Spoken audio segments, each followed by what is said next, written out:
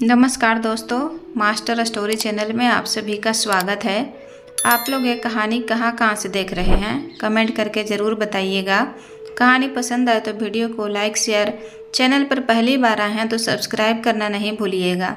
चलिए कहानी की ओर चलते हैं। ये क्या बात हुई माँ जी, आपसे कहा था ना पूजा के बर्तन काम वाली से मत धुलवाइएगा, आप खुद धो लीजिएगा। पर नहीं, लगता है आपको तो आराम करने की बहुत बुरी आदत सी पड़ गई है। क्यों, सही कह रही हूँ ना, पूरे दिन तो घर में बैठी रहती हैं। एक काम कहा वो भी आपसे नहीं हुआ। सच कहते हैं लोग, बूढ़े सास ससुर बोझ से कम नहीं होते हैं। याद रखिए, एक बेटी आपकी अभी भी कुंवारी बैठी है और दूसरी विधवा बनकर ससुराल में बैठी है। और हाँ, शादी में तो वो भी आएंगी, जो कि मैं बिल्कुल नहीं चाहती। पर मेरे चाहने ना चाहने से क्या होगा। आपका बेटा मानेगा तो कुछ ऐसा मत कीजिएगा कि उनके सामने आपकी इज्जत उतर जाए, समझी। सब मिलकर मेरा दिमाग खराब करके रखे हैं।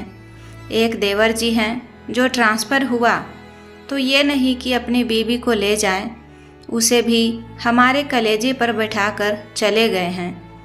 चलो, उसका तो समझ में आता है कि घर के काम काज करती है तो मेरे लिए बोझ नहीं बनती। पर आप अब जाइए ना, बाहर के काम देखिए। मेरे बेटे की शादी है तो क्या मैं ही पसीना बहाती रहूं। ममता अपनी सास शारदा देवी जी को कड़वी बातें सुनाकर वहां से चली गई। शारदा जी काम वाली से बोली, सुन लाली, पूजा के बर्तन रहने दे, मैं धो दूंगी, जा तू दूसरा काम देख ले। लाली बोली, अरे अम्मा जी, आप क्यों इस बुढ़ापे में ये सब काम करेंगी, मैं हूँ ना, मैं कर दूंगी। आप जाइए, आपका पोते की शादी हो रही है, आप भी थोड़ा नाच गाना कीजिए। और मैं अगर काम नहीं करूँगी तो ममता भाभी मुझे अच्छे कपड़े और नेक भी नहीं देंगी। ये कहकर कि आखिर तूने किया ही क्या है, तो मालकिन कृपा कीजिए और मुझे मेरा काम करने दीजिए। शारदा देवी जी रोते हुए बोली, तुझे भी तेरे नेक की पड़ी है, और उधर मेरी बहू को ये चिंता नहीं है कि मेरी एक बेटी भी इस घर में कुंवारी बैठी है। मैं सब समझती हूँ कि आखिर बड़ी बहू उसकी शादी क्यों नहीं करवाना चाहती है। अरे कमा कर मेरी बेटी सब इन लोगों पर ही तो खर्च कर रही है। बताओ कौन सी भाभी ऐसा करती है। कुंवारी ननद को घर में बैठा कर रखा है और 22 साल के अपने बेटे की शादी करवा रही है। मेरी तो किस्मत ही फूट गई है। आज अगर तुम्हारे बड़े मालिक जिंदा होते तो मुझे इतना कुछ सुनना नहीं पड़ता। बेटा तो मेरा श्रवण कुमार है, क्या करूं, वह भी अपनी गृहस्थी बचाने में लगा हुआ है। अब तू भी जा, ये पूजा के बर्तन मैं धो दूंगी, वरना बेकार में बड़ी बहू 4 बातें आकर सुनाएगी। इतना कहकर शारदा जी पूजा के बर्तन धोने चली गई। थोड़ी देर बाद शारदा जी की छोटी बेटी अदिति, जो कि नौकरी करती थी, दफ्तर से जल्दी जल्दी आई और भतीजे के हल्दी के रस्म में शामिल हो गई। जैसे ही उसकी नज़र आंगन में बर्तन धोती हुई शारदा जी पर पड़ी तो वो उठकर वहाँ गई। अपनी माँ से बोली, माँ, कम से कम आज के दिन तो अपने लिए रहना सीखो। अरे ये घर आपका है, आज भी आप इस घर की मालकिन हैं। लगता है ये बात भूल जाती हैं, तभी तो आप गुलामों की तरह काम कर रही हैं। चलिए जाइए, सबके साथ वहाँ बैठिए, ये बर्तन मैं साफ कर दूंगी। और छोटी भाभी वो कहाँ हैं। अदिति ने ज़बरदस्ती शारदा जी को बाहर भेज दिया। फटाफट बर्तन धोए और अपनी छोटी भाभी अंजलि को ढूंढने लगी। जब अंजलि कहीं नहीं मिली तो वो स्टोर रूम में गई तो देखा अंजलि भाभी कुछ सामान निकाल रही थी। अदिति बोली, ये क्या बात हुई भाभी, आप इस गंदे से स्टोर रूम में क्या कर रही हैं, जल्दी से बाहर आइए। अंजलि बोली, क्या हुआ अदिति, आ रही हूँ। ब्याह का घर है ना, बहुत काम होते हैं। अब यहाँ रहती हूँ तो सब कुछ देखना तो पड़ेगा ही। मुझे काश कि तुम्हारे भैया मुझे अपने साथ ले जाते, थोड़े में ही गुजारा कर लेती। पर क्या करूँ, तुम्हारे भैया कहते हैं अगर मैं चली गई तो माँ जी को देखने वाला कोई नहीं रहेगा। बस इसी वजह से, कहती हुई एक हाथ से आंसू पोंछती हुई दूसरे हाथ से स्टोर रूम में सामान निकालने लगी। पर अदिति कहाँ मानने वाली थी। उसने अंजलि का हाथ पकड़ा और बोली, ये क्या बात हुई भाभी, बड़ी भाभी के बेटे की शादी है तो क्या वो कुछ नहीं करेंगी, बस मज़े करेंगी। देखो वो तो अपने कपड़ों की मैचिंग ज्वेलरी सेट करने में व्यस्त है, और देखो संगीत का रिहर्सल भी कर रही है। और एक आप हैं कि बस काम और काम। आप और माँ दोनों एक जैसी ही हैं। चलिए आप भी संगीत की प्रैक्टिस कर लीजिए। अंजलि अपना हाथ छुड़ाते हुए बोली, अदिति बाद में कर लूँगी ना प्रैक्टिस, पहले काम करने तो दो, वरना माँ जी को काम करना पड़ेगा। और बड़ी भाभी मुझसे 4 सवाल भी करेंगी। तुम जानती हो उनको बातों की चुभन कांटे से कम नहीं होती है। अदिति बोली, बस भाभी, जब से आप यहाँ आई हैं देख रही हूँ बड़ी भाभी आपके ऊपर काम की जिम्मेदारियाँ सौंप कर मज़े में लगे रहती है। और फिर एक छोटे भैया का ही तबादला नहीं हुआ, बल्कि बड़े भैया का भी तो तबादला हुआ था, और वो भी तो इसी घर में रह रही हैं। लेकिन देखो बड़ी भाभी तो खुद को वो अपनी मर्जी से मालकिन बना लेती हैं, या फिर मेहमान समझती हैं। एक बात कहूँ, थोड़ा काम उन्हें भी तो करने के लिए बोला करो। माँ से तो कुछ कहा ही नहीं जाता है, मानो माँ ने पहले ही हथियार डाल दिया हो। पर आप क्यों हार मान जाती हैं? इस घर पर आपका भी बराबर का हक है। आप क्या जिंदगी भर यहाँ काम ही करती रहोगी? अरे कभी कुछ कहना भी सीखो भाभी। वो कहते हैं ना, जो सीधे होते हैं उन पर हर कोई हुक्म चलाता है। सब आपसे फ़ायदा लेते रहेंगे, पर आपको ना तो कोई समझेगा और ना ही आपकी मदद करेगा, समझी आप? अब मैं एक नहीं सुनूंगी, बस आप चलो। इतना कहकर अदिति ने अंजलि का हाथ पकड़कर ज़बरदस्ती सबके साथ डांस प्रैक्टिस करने के लिए ले गई। जैसे ही ममता की नज़र अंजलि पर पड़ी, वो बोली, अरे अंजलि, तुम यहाँ क्या कर रही हो? सब सामान स्टोर रूम से निकाल ली जो मैं बोली थी। अंजलि एक पल को रुकी और सक पका कर बोली, वो अंजलि कुछ कहती उससे पहले अदिति ने कहा, बड़ी भाभी, आपकी प्रैक्टिस तो हो गई ना, आप देख लो सामान। अरे सब आपके बेटे की शादी में उसकी इकलौती चाची का डांस अगर नहीं हुआ तो लोग पूछेंगे नहीं। इसलिए तो इनको ज़बरदस्ती पकड़ कर लाई हूँ कि कोई आपके अरेंजमेंट पर उंगली ना उठाए। वहाँ बैठी कुछ औरतें बोली, हाँ हाँ, ये बात तो सही है। अरे भाई, लड़के की चाची का डांस भी तो होना ही चाहिए। और फिर बड़ी बहू, तुम्हें भी तो इस घर के सारे सामान के बारे में पता होगा, खुद निकाल लो, तब तक तुम्हारी देवरानी भी कुछ सीख लेगी। ममता गुस्से से तिल मिला रही थी तो अदिति ने अंजलि को आंख मारते हुए कहा, देखा अंजलि भाभी, मैंने कहा था ना, बड़ी भाभी हर किसी के बारे में सोचती हैं। अब चलिए। इतना कहकर वह उसे अपने साथ ले गई। ममता अपने चेहरे पर झूठी हंसी लेकर वहाँ से चली गई। डांस के बाद अंजलि को अदिति बोली, भाभी, मैं जब अपने ससुराल जाऊंगी ना तो अकेले कोई काम नहीं करूंगी। सास ननद सब के साथ मिलजुल कर करूंगी। और मैं फिर ऐसे घर में जाना चाहती हूँ जहाँ देवरानी भी होगी, तो वो भी मेरा हाथ बटाएगी। सच कहूँ, सब मिलकर जब काम करते हैं तो घंटों का काम मिनटों में हो जाता है। तो बस अब से आप भी वही करना। अब माँ से तो कुछ कह नहीं सकती, क्योंकि वो बेचारी खुद ही बहुत मजबूर है। इसी वजह से मैं आपको समझा रही हूँ। मायका हो या ससुराल, जहाँ सम्मान नहीं होता वहाँ अपने लोग और वो घर अपना नहीं लगता है। अंजलि को लगा कि अदिति की शादी नहीं हुई है, फिर भी उसने कितनी समझदारी की बात की, और वो आज तक जो सब कहते सर झुकाए करती चली जा रही थी। शायद इसीलिए सब उसे ज़रूरत से ज़्यादा काम करवाते थे।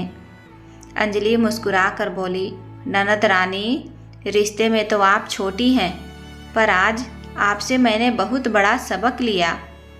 अब मैं भी कुछ कामों के लिए ना कर दिया करूँगी। ऐसा भी क्या काम है जो जेठानी जी नहीं कर सकती? ईश्वर करे आपको ऐसा ससुराल मिले जहाँ सबके मन में एक दूसरे के लिए प्यार और सम्मान हो। अरे हाँ बड़ी दीदी, कब आ रही हैं? वहीं बैठी शारदा जी बोली, संदेश तो काजल के घर पर भिजवा दिया है। अब पता नहीं उसके ससुराल में उसकी सूद लेने वाला भी कोई है कि नहीं, क्योंकि जिसके सहारे एक औरत रहती है, अब वही उसके साथ नहीं तो भगवान ही मेरी बेटी का मालिक है। कहते कहते शारदा जी की आंखें गीली हो गई। अदिति माँ को हौसला देते हुए बोली, माँ आप चिंता क्यों करती हैं? दीदी पढ़ी लिखी हैं। मानती हूँ भगवान ने जीजा को अपने पास बुला लिया, पर क्या शादी के बाद बेटी का अपने मायके पर कोई अधिकार नहीं होता? तभी ममता वहाँ से जाते जाते बोली, नहीं, कोई अधिकार नहीं होता है। ऐसे अगर अधिकार बांटने लगे तो हम जैसी बहुएं तो कटोरा लेकर सड़क पर आ जाएंगे। शारदा जी को उदास देख अदिति बोली, माँ आप बड़ी भाभी की बातों पर ध्यान मत दो। मैं हूँ ना, मैं हमेशा दीदी की मदद करूँगी। अब आंसू पोंछो, देखो थोड़ी देर में दीदी भी आ जाएगी। सब संगीत की तैयारी में जुट गए। शारदा जी के 4 बच्चे, 2 बेटा और 2 बेटी। बड़ी बेटी की शादी उन्होंने बहुत पहले ही कर दी थी, परंतु 1 साल पहले काजल के पति का देहांत हो गया था। उसके बाद उसकी जेठानी आए दिन उसे ताने मारती और बच्चों की वजह से उसे खरी खोटी सुनाती रहती थी, क्योंकि दोनों के बच्चे हम उम्र थे। एक रोज़ काजल की बेटी और उसकी जेठानी का बेटा बबलू साथ में खेल रहे थे। अचानक ताशी के रोने की आवाज़ आई। काजल ने जेठानी बबीता से कहा, ये क्या बात हुई भाभी? घर में कुछ भी बिगड़े और टूटे फूटे तो आप तुरंत मेरी ताशी का ही गला पकड़ लेती हैं, कभी बबलू से कुछ नहीं कहती हैं। इस तरह तो बबलू की ही आदत खराब हो जाएगी। बबीता बोली, मेरा बबलू लाखों में एक है, और उसकी कौन सी आदत कैसी है ये मैं भी जानती हूँ, और उसे संभालने के लिए उसके माँ बाप हैं। तुम अपनी बेटी की चिंता करो। काजल अपने पति विवेक की तस्वीर के सामने आकर रोने लगी और सोचने लगी कि आखिर ईश्वर ने उसके साथ इतना बड़ा अन्याय क्यों किया। काजल के पति विवेक की एक मोबाइल की दुकान थी और ससुर एक सरकारी मुलाजिम थे। परिवार के सभी सदस्यों के बीच बहुत स्नेह था। काजल बहुत खुश थी, लेकिन जल्दी उसकी खुशियों को ग्रहण लग गया और एक दुर्घटना में विवेक की मृत्यु हो गई, जिसके कारण सारी खुशियाँ बिखर कर रह गई थी। वो अपने पुराने दिनों को याद कर रही थी। तभी उसका भाई आकाश उसे लेने के लिए आया। सास ससुर की देखभाल काजल ही करती थी, तो वो जाने से इनकार कर रही थी। तभी ताशी बार बार कहने लगी, माँ चलो ना, भैया की शादी में चलते हैं। पापा के जाने के बाद आप मुझे कहीं नहीं ले गईं और ना ही कहीं जाने देती हैं। तभी काजल के सास ससुर आए और बोले, बहू कुछ दिनों के लिए अपने भाई भाभी के पास रह आओ, तुम्हारा और तासी का मन बहल जाएगा, हमारी चिंता मत करो। काजल ने सास ससुर की बात मान ली और भाई के साथ मायके आ गई। शादी का घर था, चारों तरफ चहल पहल थी, परंतु ममता ने अपना रंग दिखाना शुरू कर दिया। जब भी ममता के बेटे को हल्दी लगाई जाती या कोई रस्म होता तो ममता ने काजल का हाथ पकड़कर कहती, बुरा मत मानिएगा, पर आप इन शुभ कामों से दूर रहिए। इतना कहकर वो उसे झिड़क देती, जिसे देखकर माँ बहन खून का घूंट पी कर रह जाती थी।